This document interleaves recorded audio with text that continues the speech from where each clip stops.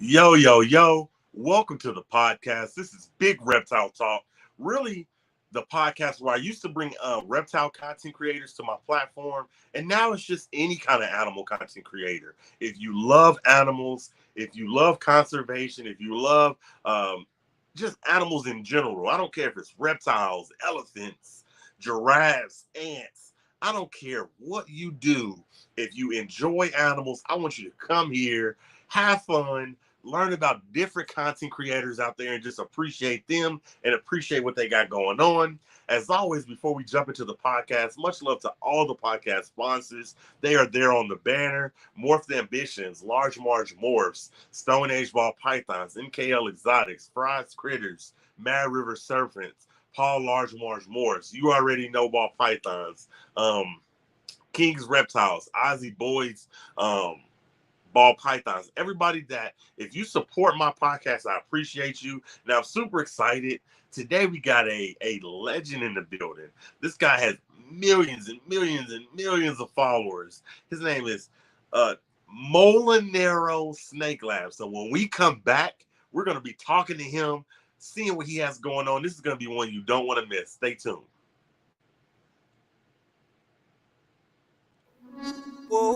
Big reptile talk. Yeah, we working, talking about service. Big reptile talk.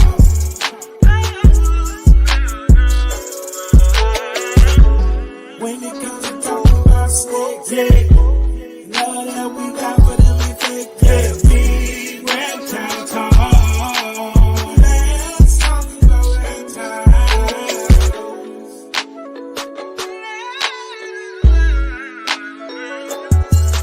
Yeah, big reptile talk.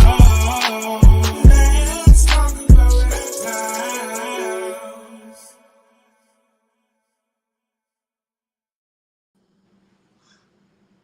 And today we are joined by Mr. Molinaro himself. How you doing today, sir? I'm good, man. How are you? Man, excited to have you here. It's such an honor because, like I said, I want to be a content creator. So people like you, I look up to, man. Now, before we jump into it, man, I gotta ask that name, Molinaro Snake Lab. How did you come up with that? So the name, I guess originally came from when I first started breeding. I got into the breeding aspect of the hobby back in like 2017, and I wanted to call it the Snake Lab. The name was already taken, so I was like, you know what, I'm just gonna tack Molinaro Snake Lab onto it, and my last name. And I kind of came up with that idea just because, at first, like so many keepers and breeders, I started with ball pythons. That was my first stab at breeding something. And, you feel like a mad scientist with all the different morphs and genes that you're combining and mixing to come up with something. So that's kind of what gave me the name Molinaro Snake Lab. And I took the approach of like, it reminded me of like the zany, like maybe like, what do they call it? Like the creature feature movies, they had those like hosts of these different like horror movie shows. So something along those lines, that's what I kind of pictured in my head, like a crazy horror movie host, mad scientist guy. That's kind of the approach that I took. Do you know who you remind me of? Who's that? You remind me of like the adult version of because I looked at your content and I peeped your Instagram, your YouTube, and the first thing I thought of was Dexter's Laboratory. There you go. Okay, I've heard that. I've heard that before. I've heard the Willy Wonka of snake breeders. I've heard, man, I get all kinds of them. Who's the guy from Dragon Ball Z with the big mustache? That Master Roshi of snake breeding. All kind of different things I've heard. I love it, man. I love it. Now, I want to time travel, man, because like I said, I see where you are now, but you didn't start there. You know what I'm saying? You were breeding in 2017, but let's talk about before that. Mm-hmm. I looked you up, man. Ex-Marine, man. I did. I served I joined the Marine Corps in 2007, and I did 9 years active duty as a Marine, and in 2016 I ended up I ended up getting out. That is incredible. So you literally was Call of Duty in real life. Yeah, I was so in the Marine Corps. I was an intelligence analyst. So what that is for anybody that doesn't know, what I would basically do is I would be on the receiving end of all the different collection assets out there. So if we had snipers out there watching, or we had drones flying, collecting information. So all these different ways to collect information, they would send it to us, and then it was my job, or our team of people's job, is to kind of piece all that information together, and then we would kind of make sense of what the bad guys are doing, and then we would report that to the general or our leadership so they can make proper strategic moves in order to, to win the fight. So that's kind of what it was, and it brought me. I did a year. I spent a year while in Iraq. I spent a year in Afghanistan doing it, and then my final few years, I guess it was about 3 years or 4 years, was in at a joint unit supporting law enforcement along the border. I love that. But it was definitely. I always tell everybody, the Marine Corps definitely set me up for success. I would never talk bad about it. I think it's it was a great opportunity at a good time, to get into it, for me at least. I love that. Now, but next time somebody asks you, they say, "Well, what did you do for the Marines?" I want you to say, "If I tell you, I'd have to kill you." I have to kill you. That's right. That's right. I love it, man. But first off, man, seriously though, thank you for your service. We appreciate it. I appreciate it. Thank you. I appreciate it. A Marine turned snake breeder, man. So, okay, you're in the Marines. You're doing your thing. Yeah. What turned in your life that you said, you know what, snakes? I'm interested in snakes. You know what? I had them before I joined. As a kid growing up, I liked to play out in the woods and catch snakes and look at, catch frogs and all that kind of stuff. And then my mom would let me get, she would let me get lizards, turtles, all kind of stuff. She would never let me get a snake at all. So then I probably like the time late high school or so, I was like, you know what, I'm going to get a snake. I'm going to sneak it in the house. I could drive a car. I had a car and everything. I bought the snake and I was like, I'm going to sneak it into my bedroom. And, one of those better to ask for forgiveness than ask for permission kind of things. And I got away. I got a ball python. I got it all set up in my bedroom. I had it there for a couple of weeks, and then I was bit by the bug. So I was like, you know what, I want to get another snake. So I went out and I bought a red-tailed boa. So I bought another enclosure and I got another thing set up for it. So now I had the two snakes, and my mom still didn't notice them up there. And then after I probably had them for a couple of weeks, maybe 2-3 weeks, I had both of them. My mom finally came up in the room and saw them, and she was like, I am never going up there again. She said, you could clean your own room. You could put your own clothes away. You could, she was like, I am not going up there ever again. So she didn't tell me I had to get rid of them, but she was like, and she didn't. I don't think she ever came back up in the rooms until I joined the Marine Corps. Once I joined the Marine Corps, I had to get rid of them because I knew I was going to be bouncing around and all over the place. So that's when I gave them up to a local rescue / breeder. I'm originally from Pennsylvania, so that's where I found a breeder out there and a rescue, and I kind of dropped them off with him. Right. I love that. Now, it's 2023 going on 2024. You said you started breeding in 2017. Now, if you don't mind me asking, are you breeding full time now, or are you just kind of doing it on the side? No, it's still a hobby. It's like a hobby business for me. Between all the breeding and all the video making, and like I said, I released a children's book. I did all kind of stuff, the merch and all that. So it turned into like a full-time thing, but it's still a part-time gig for me right now. But it's going really good. Like there's times I'm like, well, maybe I could do this full-time, but at the same time, it's like, you see your views going up and down, and it's like, man, do I really want to take that risk of losing an income for, so it's one of those things I'm kind of always on the fence about, but for now, I'm happy where I'm at. I'm good where I'm at. I'm super busy. It's constant, constantly busy, but it's never do a full time. I think that when something, you will always have passion, but I think that sometimes you will lose the passion when you do it, part time, you have that passion. You're not dependent on it. But when it's like, okay, I got to pay my rent, I need to sell this many snakes. It becomes not a passion. It's like, okay, I just got to do this just to make rent. You know what I mean? Yeah, you're 100% correct. I agree with that. A lot of time when something turns into a job, it takes the fun out of it, and then like you said, you're depending on that. Like, okay, now I have to do this, rather than if it doesn't do so well, I'm doing something I still enjoy. Right. So yeah, I agree 100%.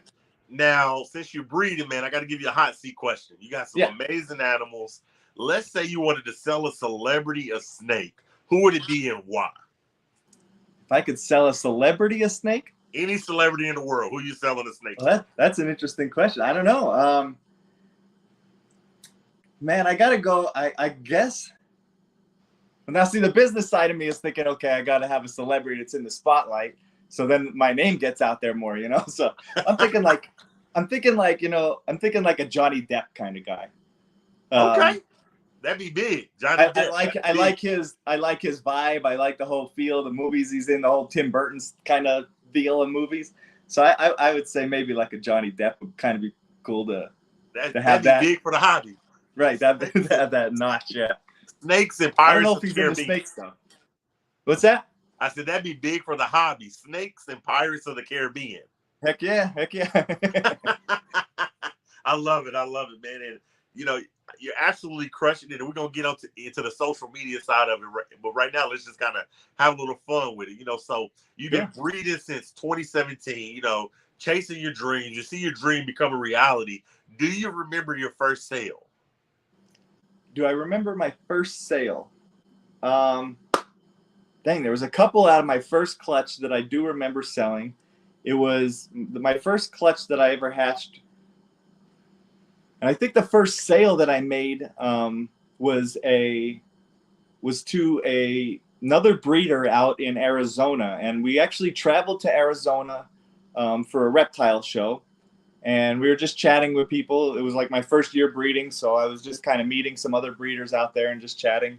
And I had mentioned that I was producing, or I was hoping to get, it was, I think they were banana pewters.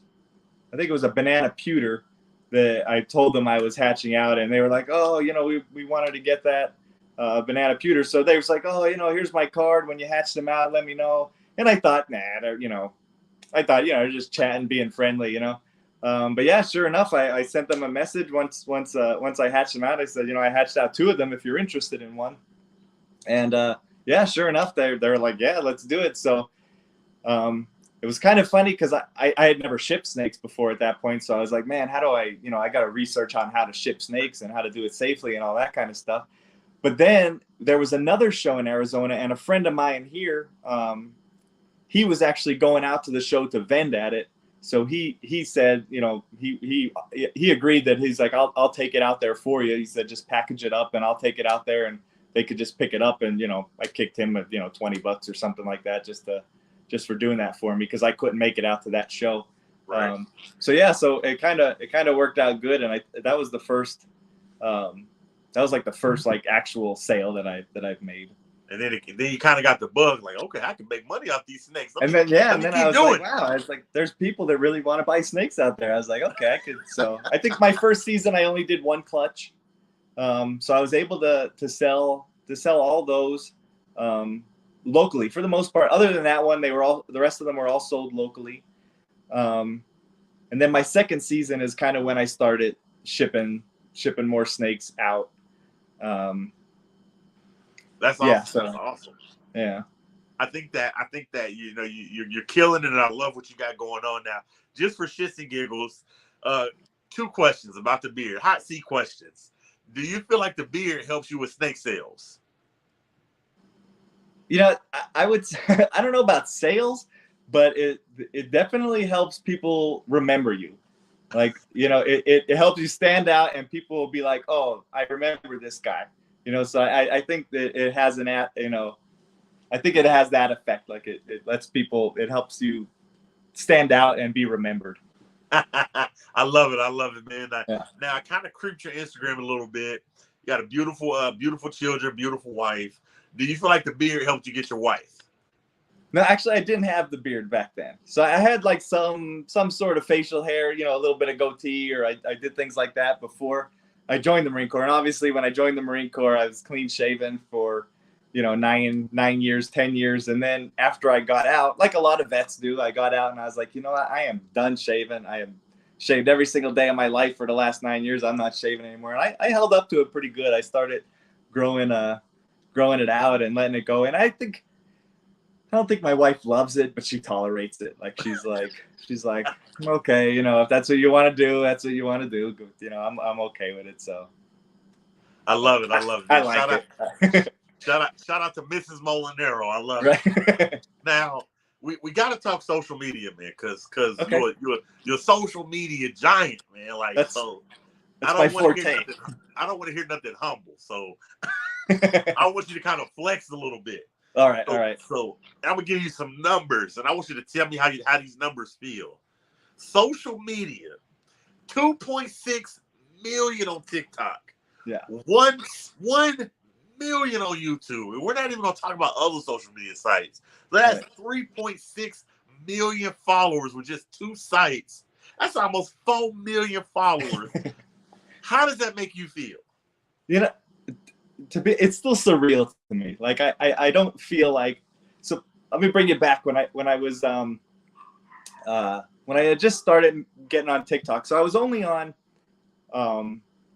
Instagram at first, and then when COVID hit, I had a friend of mine that was pushing me to get on TikTok because I started making these silly videos of me like. So I had my parents bought me a unicycle. For some reason, I was like, I want to learn how to ride a unicycle. So I got a unicycle, and I was making these daily videos of like me making a little bit of progress, a little bit of time on unicycles. And it was all during COVID. So like, you know, you had a lot of free time. And the other thing I did was I got playing cards. And when I was a kid, I taught myself how to like cut celery in half with playing cards and stuff like that, like throwing the playing card. So I was making videos about that, and he's like, "Oh, you got to put these videos on TikTok, you know." And I was like, "Yeah, I don't really want to get on learn another social media platform." But finally, I was like, "You know what? I'll do it." I got all this free time, so I did, and I posted those videos on there first. They didn't really work out, you know. I get a couple thousand views here or there, and then one day I was, you know, I had a clutch of eggs that were just laid, so I was candling them. And I was just candling the eggs, and I made a video of it. Super, you know, it took me like, you know, I don't know, 2 or 3 minutes to make. You know, I just candled the eggs, and I was saying good egg, bad egg, or, you know, however. And I posted that, and all of a sudden it took off. Like within a day, I think it hit 1 million views, and I don't know how many it went up to. It might have went up to 3 or 4 million over the course of a couple days. And then that video sent another video to go viral. It was a snake laying an egg. I had caught one of my snakes laying an egg and like coiling it up. So that one sent that one to go viral, and that one even surpassed the first one. I think that one hit like 5 million views or something like that. And I'll tell you what, that's like an overwhelming feeling. Like you don't know what to do, and then you're getting all these comments coming in, and I was like, I'm trying to answer everybody, and like I'm like, what do I do now? Like, what am I supposed to do? Like, how do I capitalize on this to like continue to grow the account, or, you know, and you want to try to do a term that I learned in at AnimalCon. Brian Barczyk said it. He said it's called bucketing. And apparently is when you hit a viral video like that, you keep making videos, almost the same type of video, and you keep doing that until it dies out. Cause I guess the algorithms pick up on that, and they keep pushing those videos. So that was something I learned just a couple weeks ago. But yeah, so that's kind of what I did. And then that kind of triggered. I was like, okay, I'm on to something here. Let me keep working the snake stuff. I guess people like snake videos. So I kept doing that, and I dedicated the page to the snake stuff, and it worked out. But yeah, once I kept growing the channel and they kept coming and coming, it was overwhelming. Like I didn't know, like you knew something was there, but it's kind of, you don't have a career path. You know what I mean? There's not like someone like a book that you could be like, okay, now that you got this, do this. Or so it's kind of like you're grasping, you're trying to watch what other creators do, and you're trying to, but sometimes that doesn't work for you. So it's really an overwhelming kind of feeling. And then, yeah, it's surreal. Sometimes I'm just out here making videos, and I feel like you're just making videos for like bots. Like, you don't realize there's a whole millions of people on the other end watching these videos. Sometimes I feel like, just, a couple of my buddies or whatever, a handful of people that comment are the only people watching them. But yeah, and then like I was sitting the one day at the first time I got recognized by someone out in town. I was sitting there with a couple friends, like my family and another family that we're friends with. We were at PF Chang's at a restaurant, and I seen a guy and a kid walk by outside. We were sitting right next to the window, right? They walked by, and then I saw them walk back the other way, and then they came in the restaurant, and they came right around up to me, and the dad was like, "Hey, my son watches you. Can we get a picture with you?" And I was like, "Sure. What's your name, buddy?" So I took a picture with him. I usually keep stickers on me, so I could give out stickers if I do get recognized or someone comes up and says hi or whatever. So I gave them some stickers, and they were off, and everybody was looking at me. They're like, "What was that about?" And I was like, "I don't know. Somebody recognized me, I guess."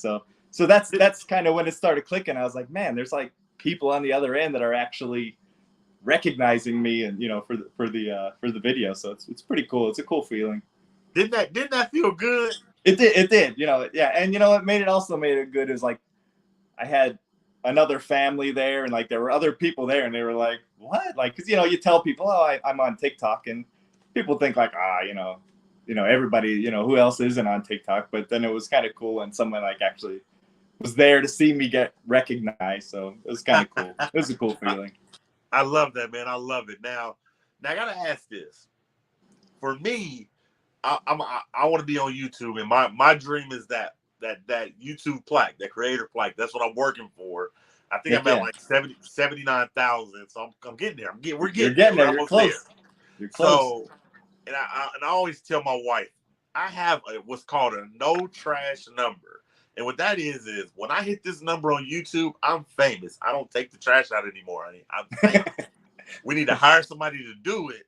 So my question to you is like, you already got millions and millions of followers. Like, what's your no trash number where it's like, honey, I have 10 million followers. I don't do trash. I'm famous. What's your no trash number? Man, that's hard to say. I guess it all depends on the paycheck that comes in. It depends on how much YouTube's going to pay me. But yeah, I don't know. I would probably say 10 million. If I hit that 10 million number or get it around there, then it's like, I told my wife, I said, when I like make millions off of YouTube, I said, I'm going to buy one of those jetpacks that you see those people flying around with those jetpacks. And I said, I'm going to get a jetpack. I'm going to fly that thing to work. I'm going to said, that's the kind of things I'm going to spend my money on when I become a famous YouTuber. I love it, man. Now, for people that want to follow, in your footsteps, that want to get on TikTok, that want to get on YouTube, that want those, to be able to make content, what's like the best advice you can give them? Like when people ask me, the best advice I give people is start right now. I don't care if you use your phone, you can always upgrade your equipment. My advice is just start right now. So my question to you is, for people wanting to do what you're doing, what's the best advice you can tell them when it comes to being a content creator?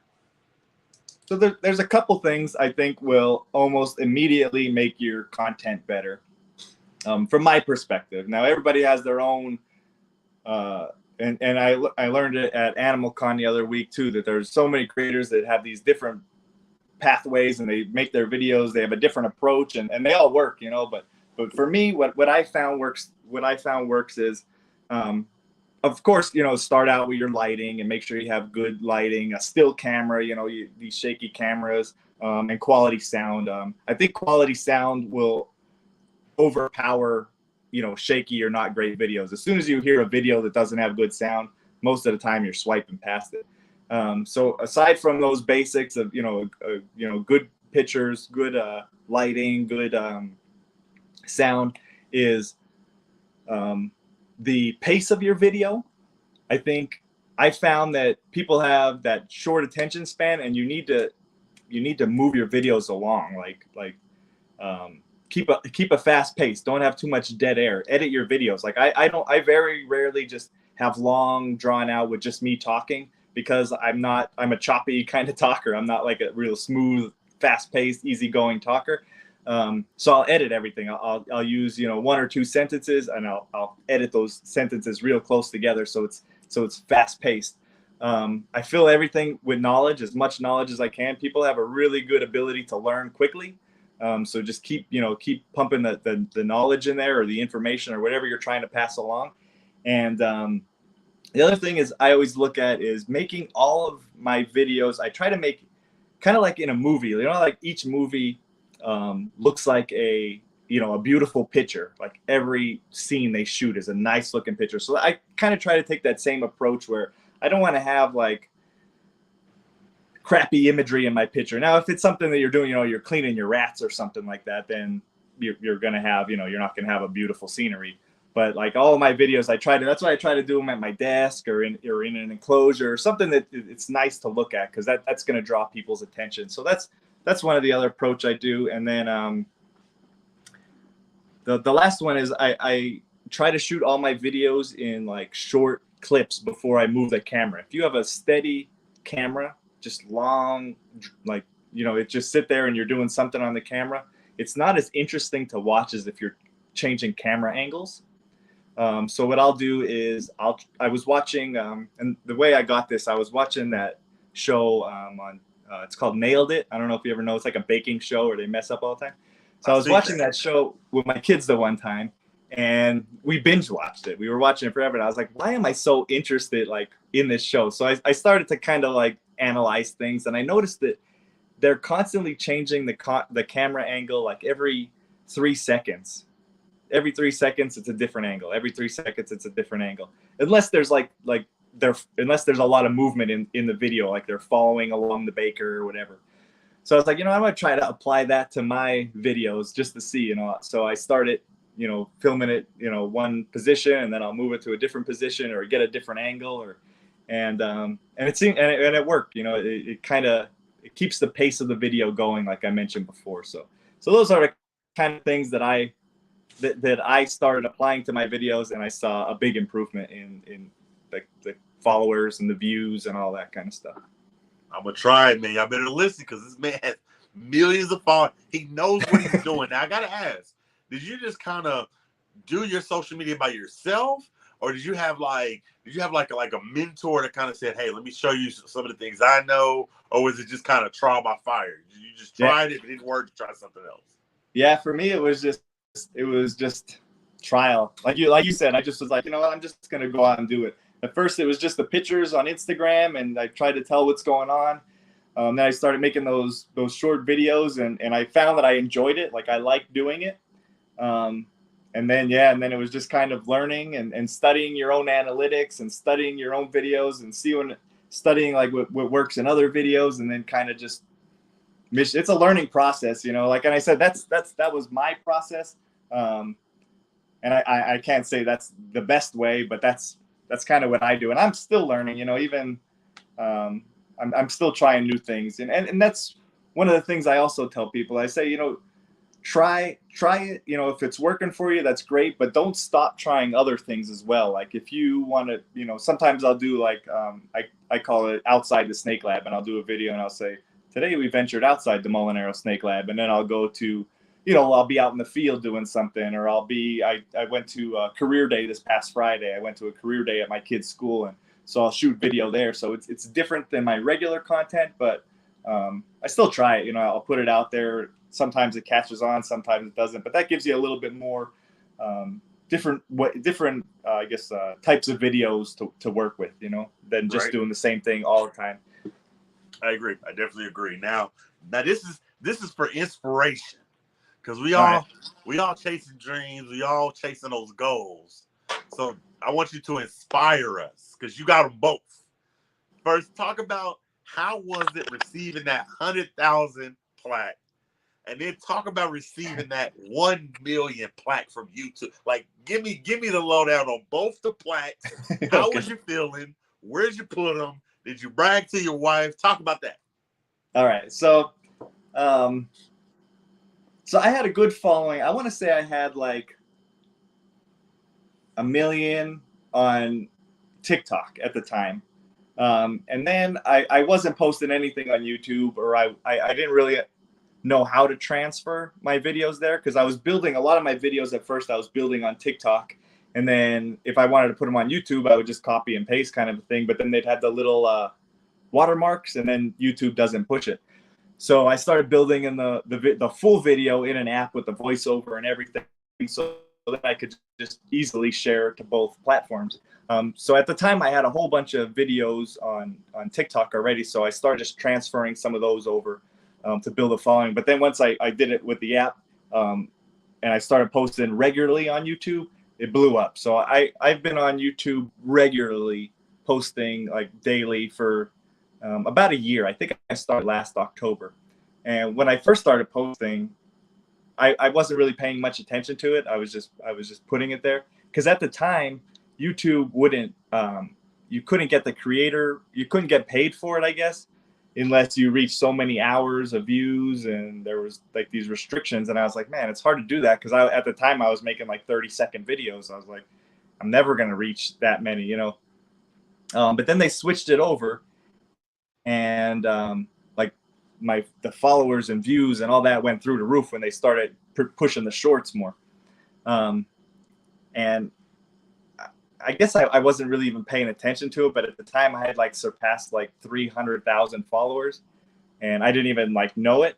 And I was looking through the analytics, and I was showing my wife and kids. I was like, man, look at this video's got 1 million, this video's got 3 million, this has got, you know, I was telling them all about the, you know, the number of views, and I was like, we're doing good on YouTube. And then they were like, oh my God, you know, that's really good. And my oldest daughter, she's you know, into watching YouTube. She loves the YouTubers, you know, she's all about it. And she's like, well, you don't have the 100,000 plaque, do you? Or play button. She's like, you don't have your play button. And I was like, what is a play button? I was like, what is that? I didn't even know what it was. And then sure enough, the next day, I got an email or a little message in the inbox saying, hey, you know, you've reached 100,000 followers. You got to fill out this form and to get the play button. So I filled out that form, and then I showed my daughter the next day. I was like, guess what? I do have a play button now, you know, like in your face kind of a thing too. So that was super cool. And then it came in, I don't know, 2 weeks later. So it came in, and we did a little unboxing video for it, with all the snakes, and thanking everybody for all the followers and all the views and all that kind of stuff. So I was proud of it. And then after I got that, I saw the numbers crept up to 400,000, 500,000, 600,000. I was like, oh crap! I said we're on our way to getting that 1 million. So that the 1 million is I guess I want it. You know, like I wanted that one. Like I was like, I want to get that 1 million. You know, because I think that's, you know, it's like you said, it's a flex. It's a, you know, it's something that's impressive. You know, it's not easy to get. I would say. So yeah, so I really wanted to get that one. So I started pushing, and I just kept. I guess I didn't change so much on how I approached it, but you know, I would just keep constant posting. You know, work with the videos that were working good, and and then just a couple of weeks ago, maybe I don't know. Sometime this summer is when we hit the 1 million followers, and then I was watching it because it took a while for them to reach out and say, hey, you know, you hit. It was like a week after I hit 1 million. I was like, man, I got over 1 million now. I said, why aren't they contacting me? Why aren't they contacting me? But it was just, you know, you gotta wait. So they did that, and that's now I bring that with me. Like when I went to that career day just this past Friday, and that was like my flex for the middle schoolers. You know, I'll put the gold plaque on there, and you know, they're like, you got this many. How did you get that many followers? You know, like so the kids love it to see. You know, it's kind of my flex for all the kids that you know are on YouTube and watch it, and they see all the famous YouTubers with that. So that's inspiration, man. It's like don't play yourself. You told your daughter, don't play yourself. I got that's right. That's right. You know who you're talking to. I love it, man. That's inspiration, because as content creators, it's like I like TikTok. You're not giving out anything. You know, you paying money. That's cool. But if I get 100,000, 200,000, give me something so I can show people, like, hey, We the real deal, you know. I like that. So and you know now, what I noticed I got a couple doing those surveys on TikTok, and they keep saying something about, oh, would you be interested if, you know, TikTok started giving away, you know, subscriber plaques or subscriber trophies or whatever. So so I don't know, maybe they're thinking about doing the same, because I said it's nice, like, you know, it's a nice thing that they do, you know. It what does it really mean? I mean, it just shows your hard work, but I think it's a nice, like, saying, you know, you worked your butt off, because it's not, you know, I mean, as a creator yourself, it's not an easy thing to do, you know. It's a grind, you know, doing it every single day, making content, making videos, you know, talking, you know, trying to self-promote, you know. Self-promoting gets exhausting after a while. So it's a nice way to be recognized, I guess, you know. I agree with you. I like and I agree with you. Now, I like being on YouTube, but you know what really grinds my gear with YouTube? What's that? And the crazy thing is, they'll push shorts, they push shorts, they push shorts, they push shorts. But here's the thing: like, I had a short get 9 million views. You could get that short explode. None of them watch the videos. Yeah, the longer form content.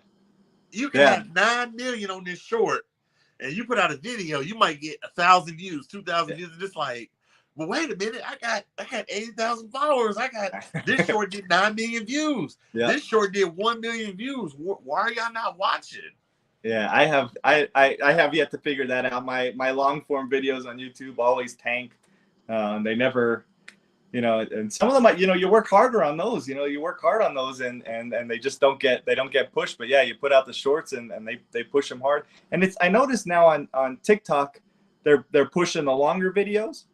So that's something you might want to think about. I noticed now when I'll post, like, I'll post my regular 1 minute videos, or about 1 minute daily, but then at the end I'll do like a conglomeration of all those videos. Like, after all the eggs hatch or whatever, I'll do a long video, and it might be like 8 minutes long or so. And now I notice when I'm putting those all in one big long part on TikTok, they'll blow up. They'll do really good, a lot faster than my short videos do. So TikTok's pushing that longer content right now. So if you have some good longer videos, you might want to try to throw them on there and see how they do. Because they probably got mad. TikTok was like, oh, we're short form content. Then everybody else was like, we're going to do it too, TikTok. And TikTok probably said, shit. Yeah, everybody's stealing our stuff. You know, and I think it's our job as creators to take advantage of that battle that they're having with YouTube. Like, oh, we're going to push shorts. No, we're going to push long form content. And then, you know, like, they go back and forth. So it's kind of up to us to see what they're doing and be like, all right, I'm going to jump on board with this, and, you know, take advantage of it while you can, you know. I agree. I definitely agree. Now, this comment, I love it. Animal Con was awesome. That is something that we're going to talk about in a second.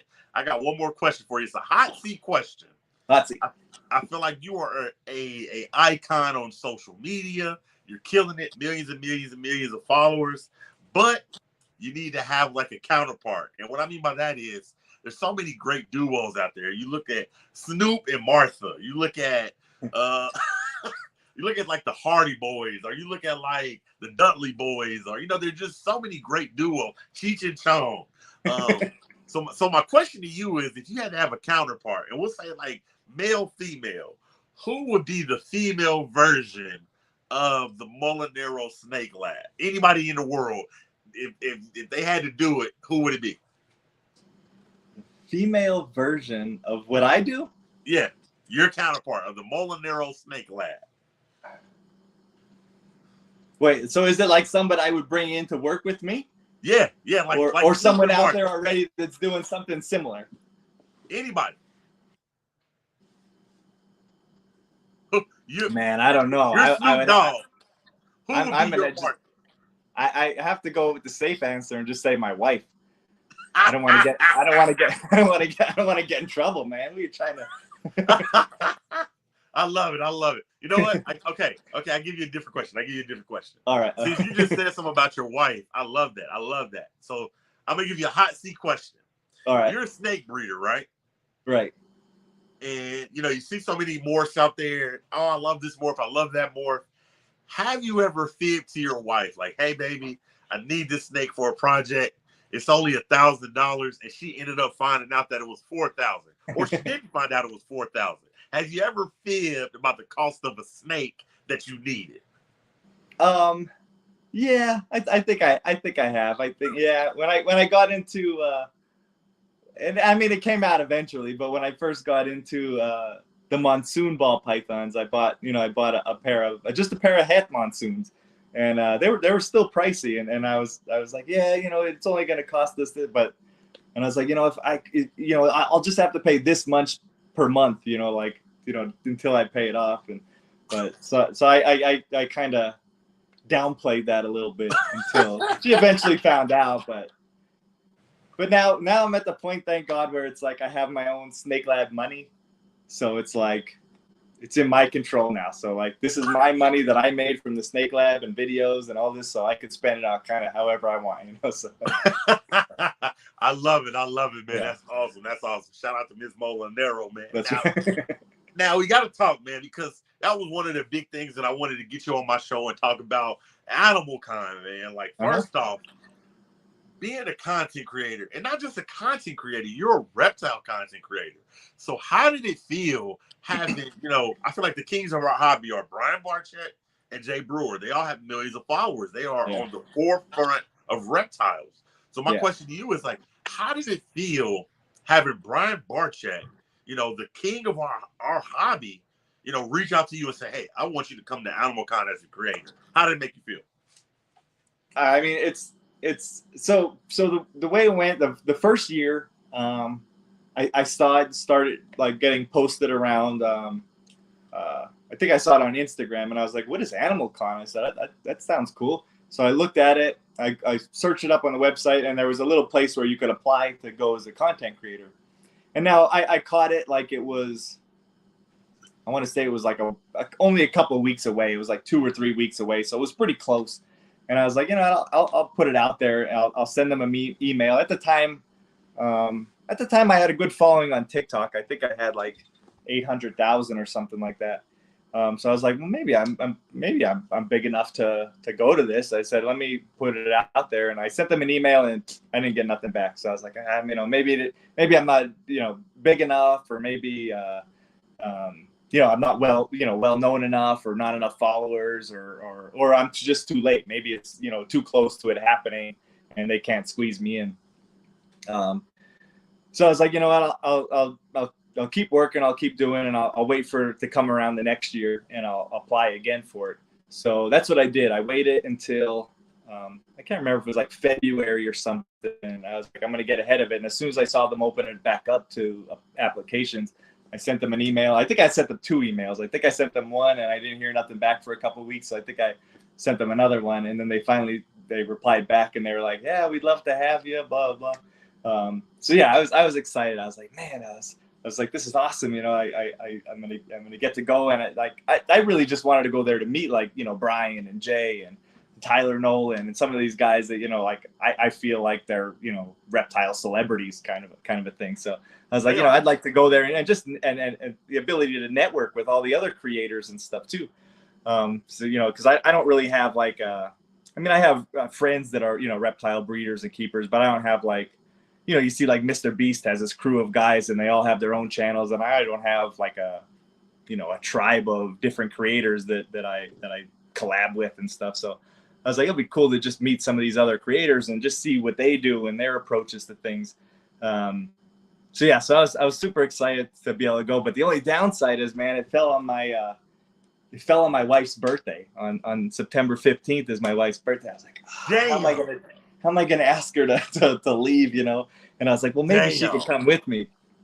So I told her, and she wasn't thrilled about it, but I think she knew what it meant to me, and for the Molinaro Snake Lab itself, to get to go to something like this.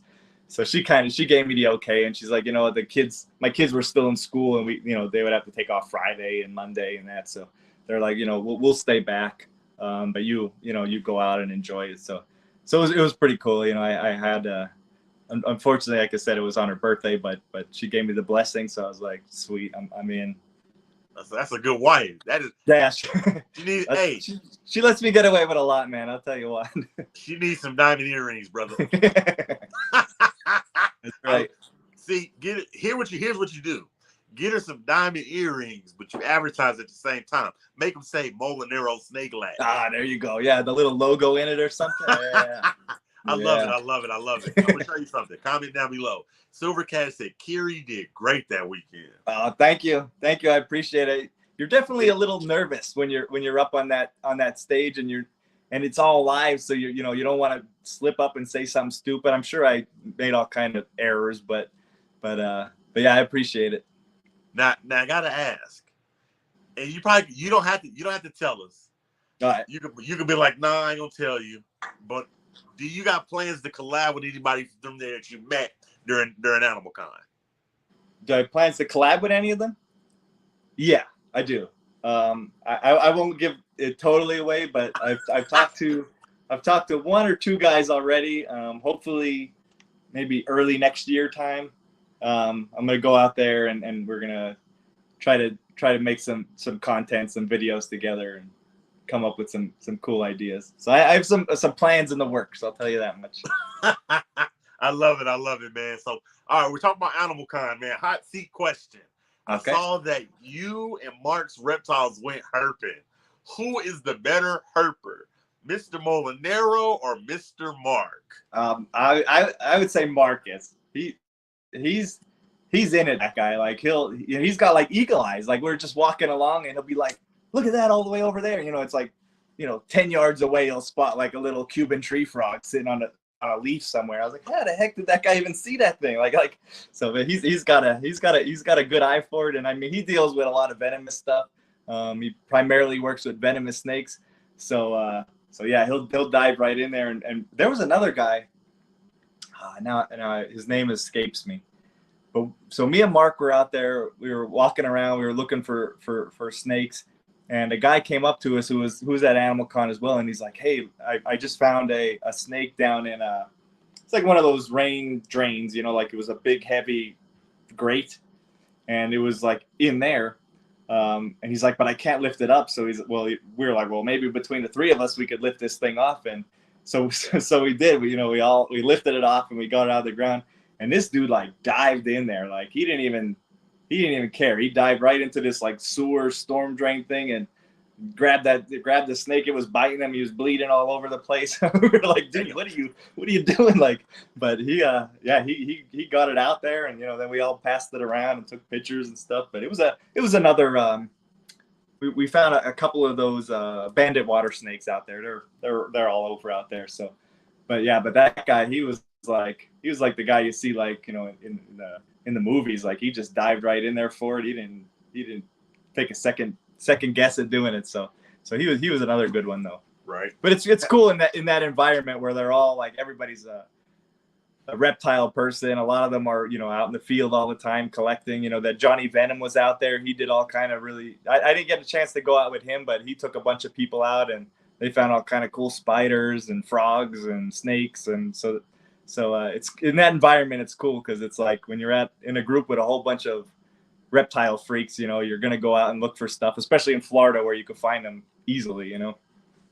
I love it, man. Like Animal Con, like inspired me to just up my content. Like I want to make content to where eventually one day I could be at Animal Con too. And we were talking about this backstage. I love that you have blew up without making content, and we already said this, but you have blew up without making content. And it's nothing against people that make sensationalized content. Hey, do whatever works for you. But you have blew up doing content that's not super sensationalizing. And for instance, like me, I used to do sensationalized content. I used to let a snake bite me, or I used to feed my snakes. And I'm like, you know what? I don't want to do this kind of content. I want to make content to where when I go to Animal Con, people are like, that's Derek. You know what I mean? And I love that you make content, and people like, Brian Cusco, they make just such wholesome content. And they're blowing up off of it. I love that. Right. How does that feel that you could just be yourself and get millions of people to watch you? And I think that's one of the keys to it as well is to be yourself. Because one, I'm not a professional actor or anything like that. I have no acting ability whatsoever. So if I'm in a video and I'm trying to portray something that I'm not, or trying to even like exaggerate myself, one, it becomes hard to continue, and then two, when you go to events and you're not that person, it's kind of a letdown for a lot of people to be like, wait a minute, I thought he was like this crazy, guy who's gonna bite stuff, or he's gonna, he's a zany scientist or whatever, whatever it is. Like, you got to be yourself, and I think a lot of people will see that, and if you're not yourself, if you're trying to be like a Steve Irwin and that's not like your personality naturally, people are going to see through that, and it's not going to work for you. Plus, if you're trying to be a person that, like, that's already done, you know what I mean? You gotta bring something original, bring something fresh, bring yourself to the table, and that's what people want to see. And no matter, even if you think, oh, I'm just boring and whatever, you could put yourself on there, and I guarantee you, there's gonna be other people that are gonna be attracted to that because you're original, you're being yourself. And there's a lot of people out in the world, and no matter what kind of content you put out, there's gonna be somebody out there that wants to watch it. Right. I love that. Now, I won't keep you too much longer. I know I like to keep mine to an hour, so there's always room for a round two. I gotta talk about egg cutting, man. Like, how do you, some people like it, some people don't. Do you enjoy the, cutting the eggs and putting it on, like how do you get around the people that don't necessarily agree with egg cutting? I guess I should say. So I'm personally, I don't like to cut eggs, and I typically don't. The only time I'll cut eggs is when they're overdue. If they go, a couple days or whatever overdue, then I'll start considering cutting them. Or if they're like, if I detect some sort of problem, I'm starting to see some mold growing or something, and we're at day 50 and they start to mold or something, I'll be like, all right, I might cut this just to get the snake out of there, make sure everything's okay. So I typically don't cut. A lot of the egg cutting videos that I did do blew up, they get popular, and I think that's one of the reasons why, is because you get a mixture of hate, and you get a mixture of people that are interested, and you get a mixture of people that are breeders themselves, and they understand what's going on. But yeah, as my regular practice, I like to let the eggs hatch naturally as much as I can, and then I'll cut them if I detect a problem, or they're overdue. Right. But they do well. Sometimes I'm like, man, my videos are kind of slow. I need something to pick me up. But usually if that happens, I'll just post an old egg cutting video. I'll just take one of the old ones and I'll repost it. And often they do pretty well. I love it, man. I love it. Now, we've covered so much in this period, breeding snakes, social media, animal con. I love it. Now I want to have a little fun. Here's a hot seat question. You are an ex-Marine turned snake breed. You know what? I should say ex-Marine. You're never an ex-Marine. You're always a Marine. That's right. You're out. You're a Marine. I was going to correct you. You got it, though. So I don't want to be disrespectful. That's disrespectful. So I'm going to say you are a Marine turned snake breeder / social media king. So my question to you is, let's say I was making a movie, and I'm a movie director, and I'm making a movie about your life, Mr. Molinaro Snake. I'm making a movie about your life. All what would the title of the movie be? Oh, geez. The title of the movie based on my life, I would say something, I did it my way, kind of a thing.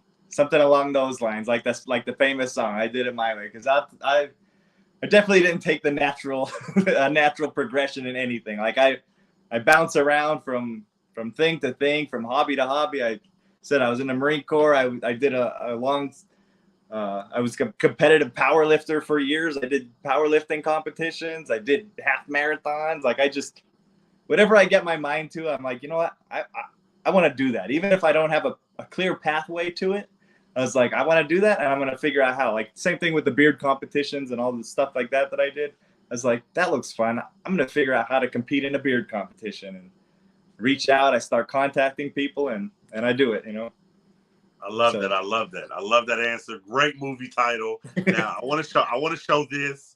Want to let you guys know, if you don't know, this man has wrote a book, and That's everybody that likes this is getting a free copy. No, I'm just kidding. Oh man, so what made you want to write a book, man? What's in Dr. Serpentine's lab? What made you want to write a book? So I've always wanted to write a book. I'm a big horror fan. I love horror movies. I love that whole kind of genre of stuff, like the creepy, spooky kind of stuff.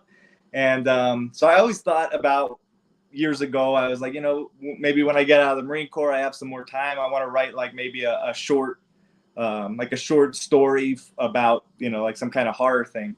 But then I got into the video creating and the content creating, and I found that I got so many comments from moms saying, "Hey, we love your videos. Every night I'll sit down and I'll watch them with my kids. We love to see the snakes hatch. We love to see." So I get a lot of comments about people watching the videos with their kids, and that was always something. My mom was an elementary school teacher. I always loved kids and just making up games and stuff. So I thought that would be kind of a cool thing to do is write a story. You don't see very many. It's always books about dogs or cats or kids books about those kind of things. And I was like, you never see anything about snake keeping itself. You might see books about snakes in the wild, but I was like, I want to kind of help inspire that next generation of snake keepers and be like, oh, I want to be like this guy in the lab with his snakes, and I'll feed them and I'll clean them and I'll water them, and going through the regular routines. And so that's kind of what inspired me, is just hearing the stories about other families watching my videos together. And I was like, that's kind of a cool thing. So maybe let's try this avenue and we'll give it a shot. And that's another thing I've never done in my life. I was never a writer. I never went to any kind of writing classes, but I came up with some. I came up with like some. I would say like I don't want to say Dr. Seuss style, but it's like a rhyming kind of a poem. I guess the book. It's all rhyming.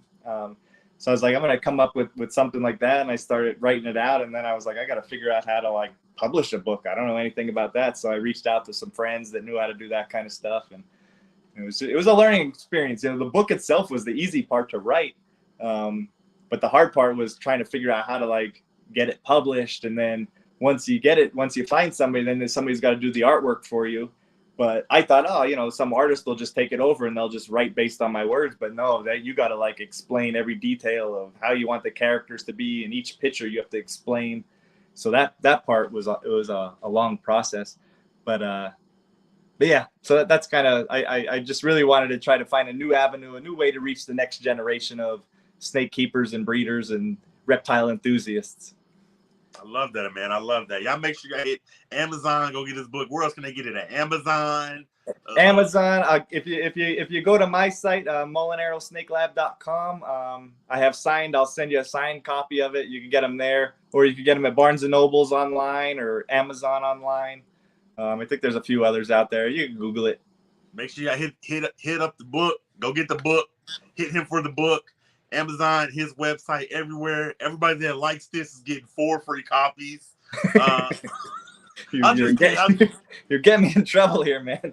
You're like my parents. That's I was just telling my wife. I was like, I always get email or a phone call or a text message. Hey, send one of your books to my buddy here. And I was like, well, you can keep giving away my books. I was like, I spend money on this. I gotta make some of that back. Like. Right. I love it, man. Now, before we go, man, just an amazing hour, man. There's a reason you are where you are, man. You're absolutely killing it, and you're down to earth. I appreciate you giving me some of your time, man.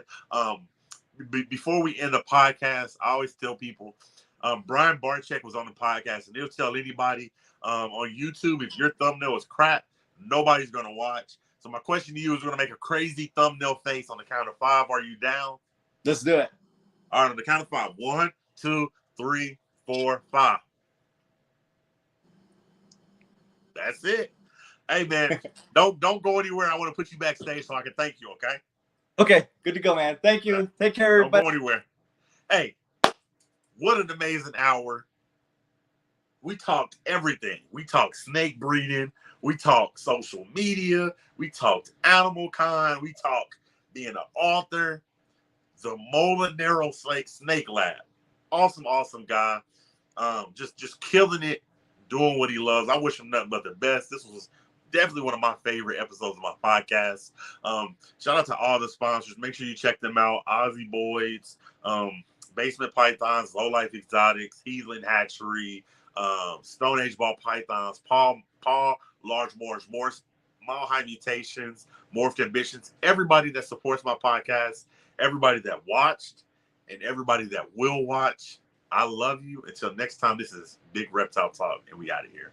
Hey, Bosa, man, he said great interview. Bosa, I appreciate you, man. Thank you so much. Till next time, man, we out of here.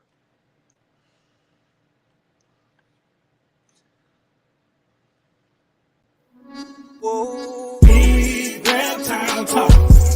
Yeah, we working. Talk about service. Big Reptile Talk.